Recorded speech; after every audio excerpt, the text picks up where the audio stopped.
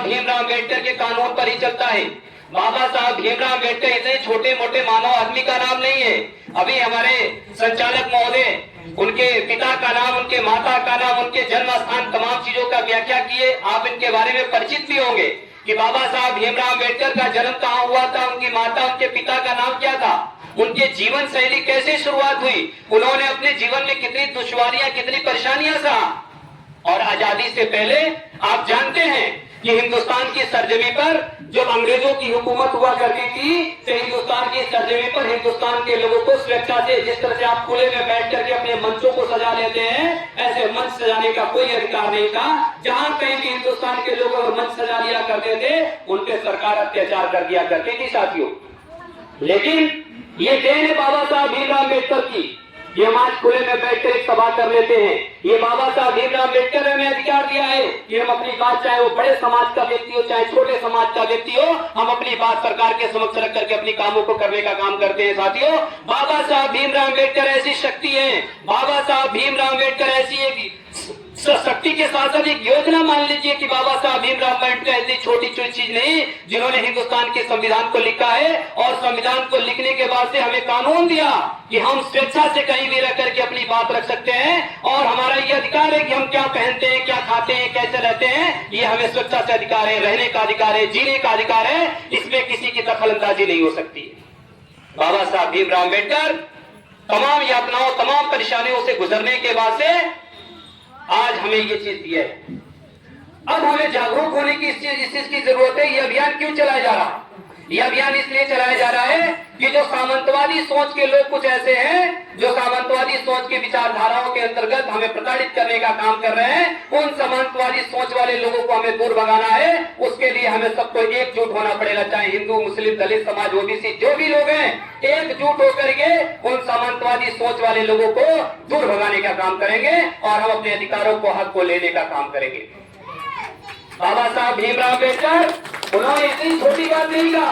बाबा साहब भीमराव अम्बेडकर ने इतनी बड़ी, जब दलितों पे अत्याचार हुआ करता था, दलितों के साथ जब जो है कि द्वेषता की भावना की जाती थी, दलितों के साथ अछूत की भावना के साथ रखा जाता था, बाबा साहब भीमराव अम्बेडकर ने देखा कि हमारे दलित समाज के लोगों के साथ एक अछूत की भावना रखी जा रही है। तो बाबा साहब भीमराव अम्बेडकर ने यह सोच लिया था कि हम जब तक हिंदुस्तान के दलितों के ऊपर हो रहे अत्याचारों को दूर करने का काम नहीं करेंगे तब तक कुछ नहीं कर सकते। बाबा साहब भीमराव अम्बेडकर ने दिया ये संविधान में उनके अधिकारों को लिखा। ये दलित समाज का कोई व्यक्ति है तो उसको कैसे जीवन जीना है। लेकिन अफसोस इस बात की होती है कि हमारे दलित समाज के लोग अपने अधिकारों को नहीं समझते हैं, मुस्लिम समाज के लोग अपने अधिकारों को नहीं समझते हो, जो ओबीसी बैकवर्ड जाति के लोग हैं वो अपने अधिकारों को नहीं समझ पा रहे हैं। नहीं समझने का कारण एक ही है कि हम बाबा साहब भीमराव अम्बेडकर के दिए हुए संविधान का अध्ययन नहीं करते हैं।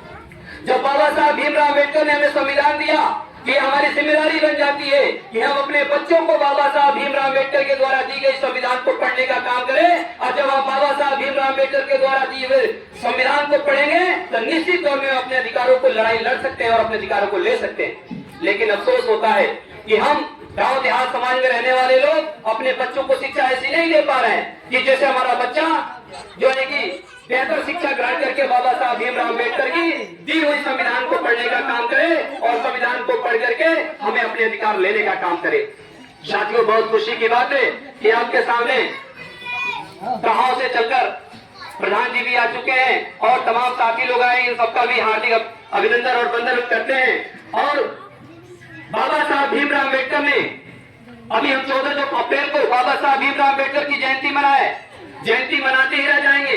जयंती मनाने का मतलब ये हुआ कि बाबा साहब भीमराव अम्बेडकर ने जो हमको बताया उस पर हमको चलना चाहिए। बाबा साहब भीमराव अम्बेडकर को सच्ची श्रद्धांजलि तब हो जाती है कि जब बाबा साहब भीमराव अम्बेडकर ने हमें अपने अधिकारों को जानने का अधिकार दिया है तो हमें जानना चाहिए। जब तक हम अपने अधिकारों को नहीं जानेंगे तब तक जो है कि हम बाबा साहब भीमराव अम्बेडकर के सपने को साकार नहीं कर पाएंगे। बाबा साहब भीमराव अम्बेडकर के जब कानून की बात होती थी, बाबा साहब भीमराव अम्बेडकर तमाम हिंदुस्तान के पूरे विश्व में जितनी डिग्रियां थी बाबा साहब भीमराव अम्बेडकर ने लेने की कोशिश की और लिया भी। विश्व में सबसे ज्यादा जो डिग्रियां थी बाबा साहब भीमराव अम्बेडकर थी।